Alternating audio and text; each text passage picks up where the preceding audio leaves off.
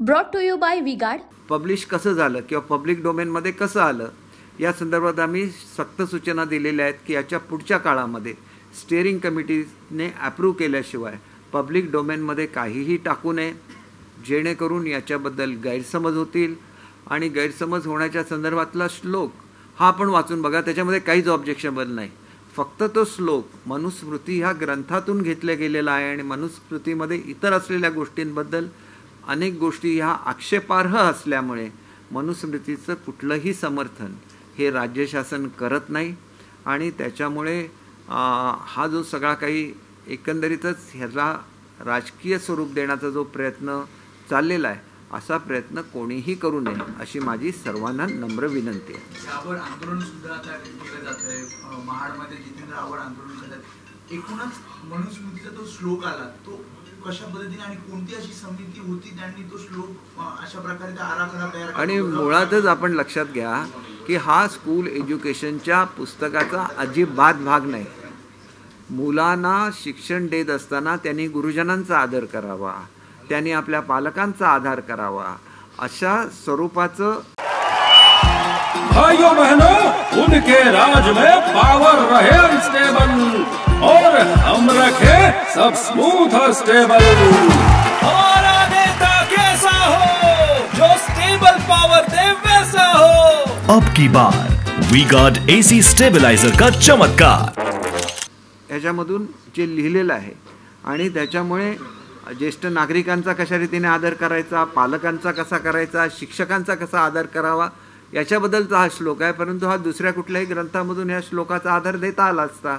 आणि हे मुळातच आहे, हे गव्हर्नमेंटकडे ज्याला SCF केलं जातं त्यावेळेला शिक्षकांचा आदर करायचा नाही का, गुरुजनांचा आदर करायचा नाही का, पालकांचा आदर करायचा नाही का. हा आदर करण्यामध्ये काय चुकीचं आहे?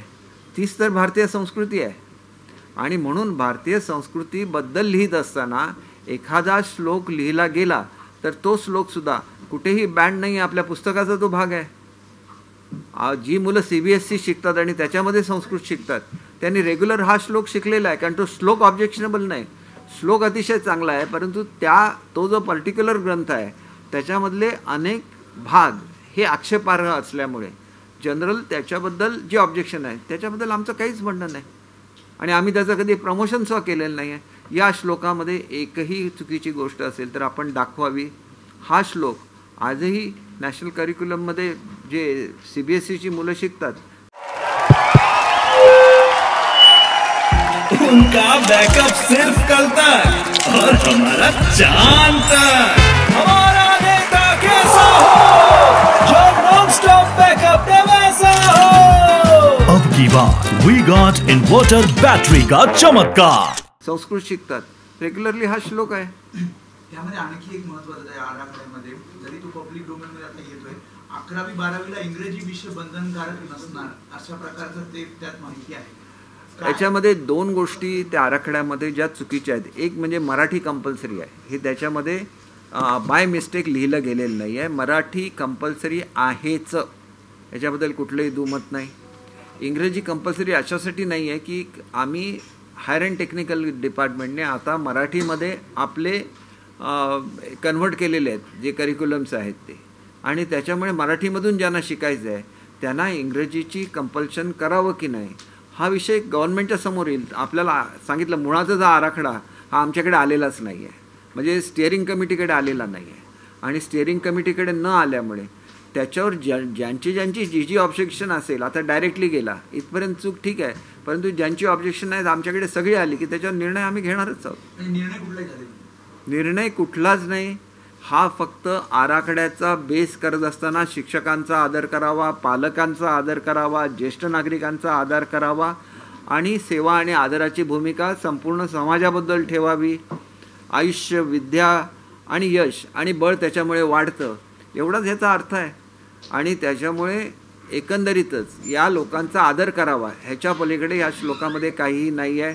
आणि हा श्लोक रेग्युलरली शिक्षणामध्ये आहे. CBSEच्या मुलांचा रेग्युलरली त्यांचा धडा काढून बघितला तर तुम्हाला हा श्लोक आढळेल.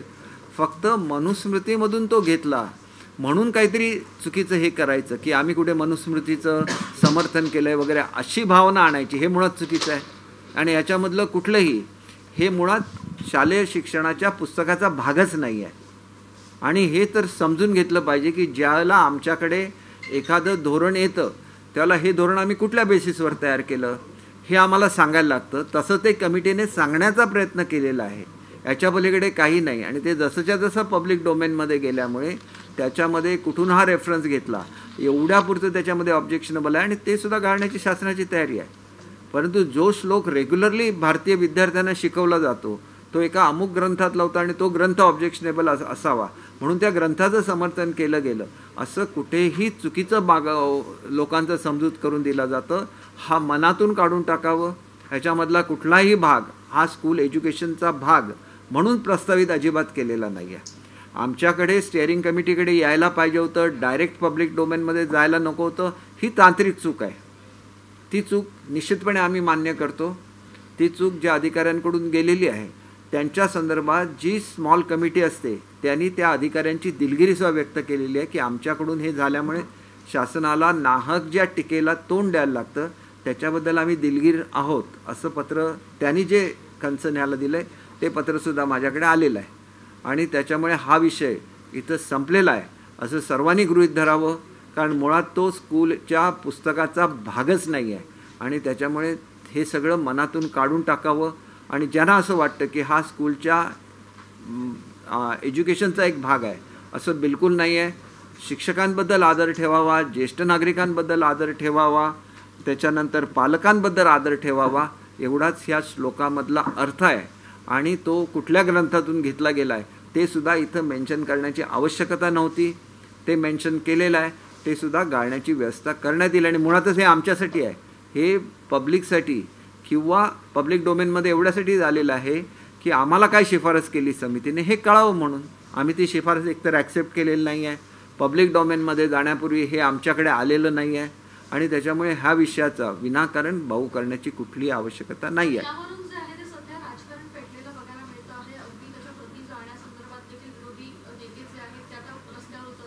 नाही, प्रति मुळात असं आहे की मुळात हे पुस्तकाचा भागच नाही, त्याच्यामुळे प्रति जाण्याचं कारण नाही.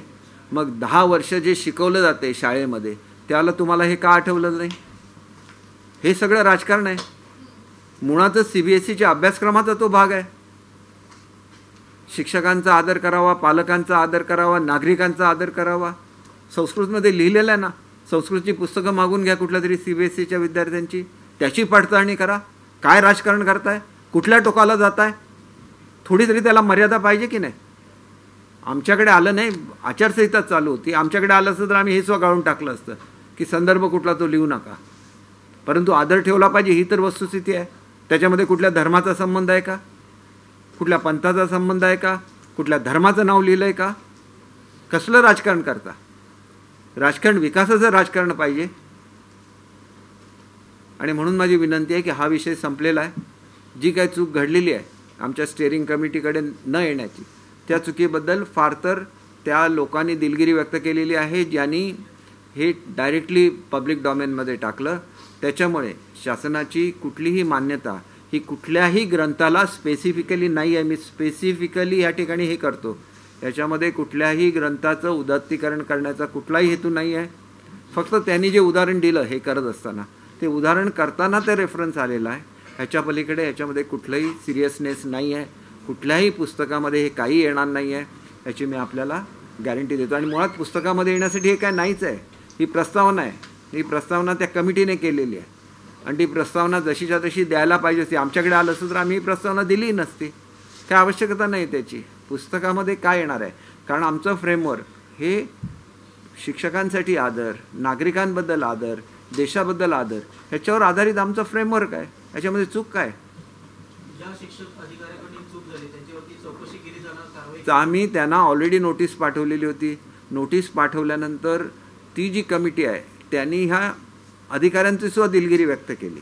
फक्त आचारसंहिता असल्यामुळे स्टेअरिंग कमिटीकडे न येता डायरेक्ट पब्लिक डोमेनमध्ये गेले, एवढीच चूक झालेली आहे. आणि ह्याला फार मोठी चूक म्हणता येणार नाही, कारण ऑगस्ट महिन्यामध्ये त्यांनी जर त्यांचा अभ्यासक्रम तयार नाही केला तर आमची पुस्तकं प्रिंट होणार नाही. पुढच्या वर्षी नवीन जे अभ्यासक्रम आहे तो येणार नाही.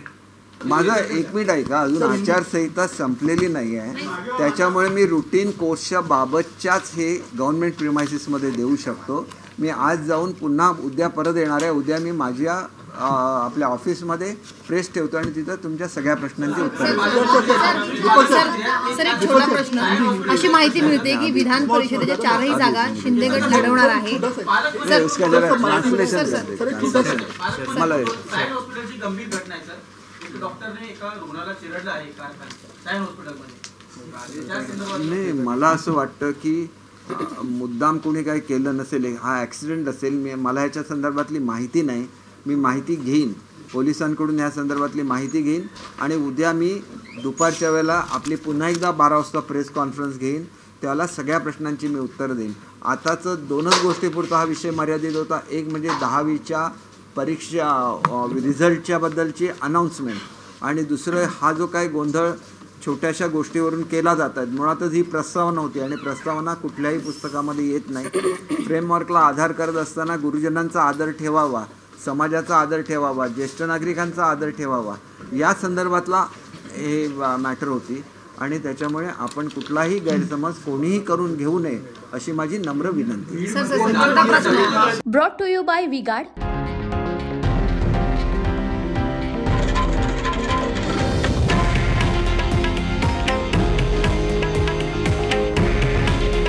हे आहे देशातील नंबर 1 न्यूज नेटवर्क आणि आपण पाहत आहात TV9 मराठी. काळजी तुमची, हित महाराष्ट्राचं.